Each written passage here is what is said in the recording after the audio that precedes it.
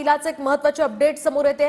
पुण्यातल्या शास्त्रीनगरमधील एका तरुणाच्या अश्लील कृत्यासंदर्भातली ही महत्त्वाची अपडेट आहे। तर गौरव अहुजा आणि भाग्येश ओसवालची 7 दिवसांची पोलीस कोठडी मागणार असल्याची माहिती समोर येते।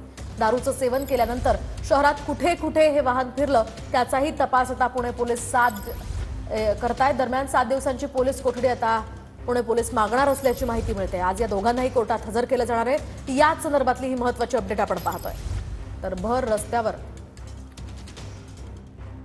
रात्री येथील एक आरोपी नामे भाग्येश ओसवाल यास काल सायंकाळी अटक करण्यात आलेली आहे। त्यापूर्वी वैद्यकीय तपासणी ससून हॉस्पिटल या ठिकाणी करण्यात आलेली होती आणि यातील जो मुख्य आरोपी होता ज्याचं नाव गौरव मनोज आहुजा वय वर्षे 25 असं आहे। यास काल रात्री उशिरा सातारा जिल्ह्यातून ताब्यात घेण्यात आलं होतं आणि त्यानंतर आज सकाळी त्याला पुण्यामध्ये आणून त्याची वैद्यकीय चाचणी करून सकाळी 7:45च्या दरम्यान त्याला अटक करण्यात आलेली आहे।